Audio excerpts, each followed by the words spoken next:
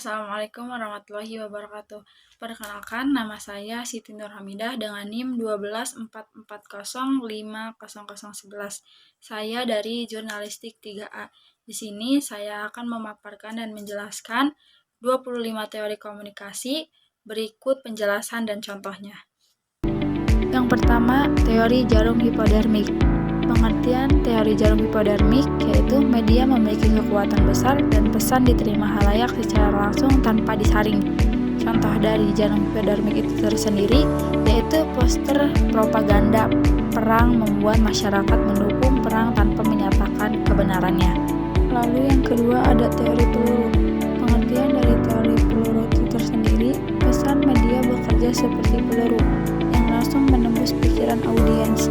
Contohnya, iklan calon presiden yang membuat sebagian orang langsung mengubah pilihannya.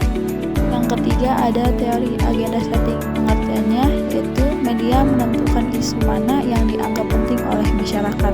Contohnya, televisi menayangkan kasus korupsi setiap hari sehingga publik fokus pada isu tersebut. Dan yang keempat yaitu ada teori uses and gratification.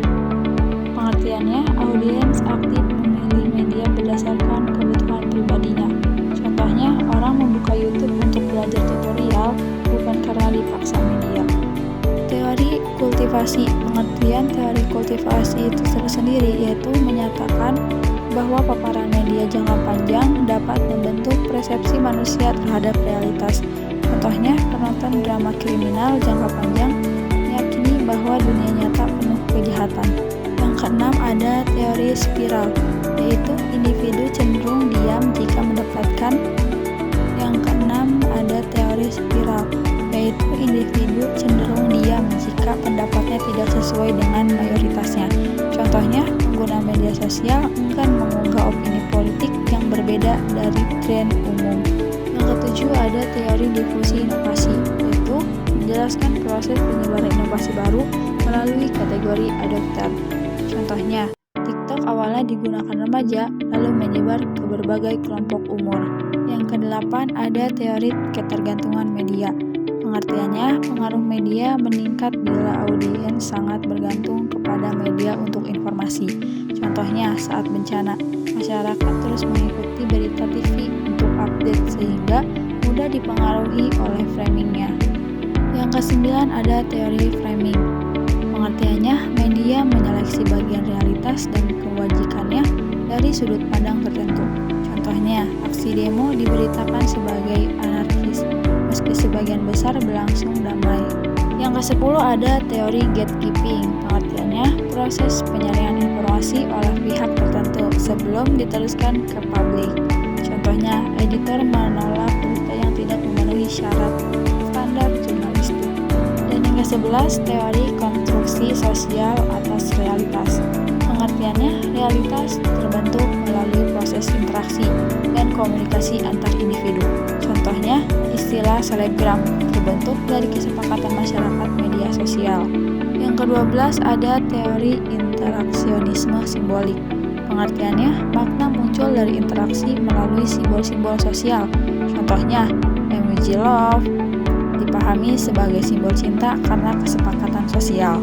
Yang ke-13 ada elaboration likelihood, yaitu persuasi dapat melalui jalur logis, yaitu sentral, atau emosional peripheral.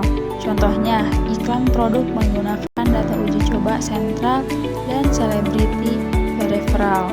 Yang ke-14 teori disonansi kognitif, yaitu ketegangan terjadi saat tindakan tidak sesuai dengan keyakinan.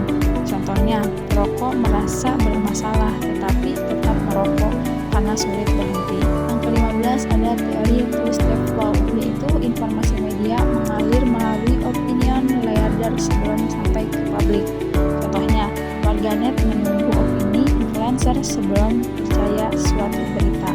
Yang ke-16 ada teori konvergensi media. Pengertiannya, menggabungkan berbagai platform media dalam satu ekosistem digital. Contohnya, program TV juga dirilis di TikTok, di YouTube, dan di Instagram.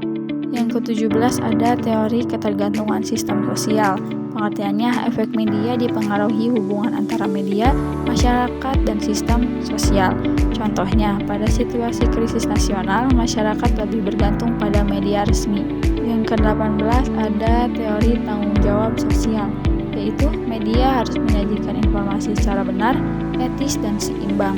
Contohnya, media menolak penyiaran hoaks meskipun berita tersebut viral.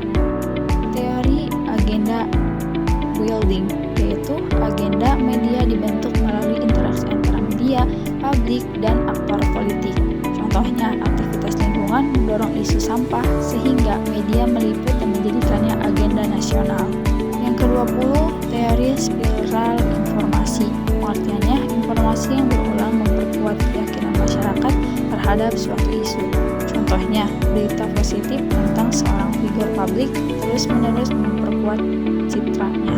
Yang ke-21 yaitu teori penetrasi sosial, yaitu hubungan dekat terbentuk melalui proses pembuka diri secara bertahap. Contohnya, dua teman semakin dekat setelah saling berbagi pengalaman pribadi. Yang ke-22 yaitu teori redundansi komunikasi, yaitu pesan yang diulang lebih mudah diterima dan diingat oleh audiens. Contohnya, slogan Aqua. Ada Aqua yang diulang membuatnya melekat di memori publik. Yang ke-23 yaitu teori jaringan komunikasi. Pengertiannya, komunikasi terjadi dalam jaringan hubungan yang saling terhubung. Contohnya, informasi cepat menyebar di grup WhatsApp karena jaringannya saling terhubung.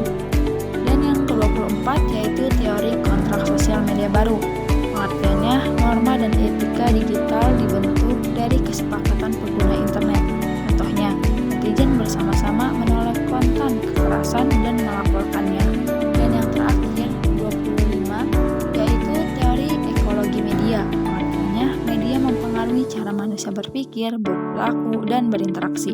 Contohnya, generasi muda lebih suka informasi singkat karena kebiasaan memakai media cepat seperti TikTok. Itu dia penjelasan dan contoh dari 25 teori komunikasi. Sekian dari saya, terima kasih sudah menonton. Wassalamualaikum.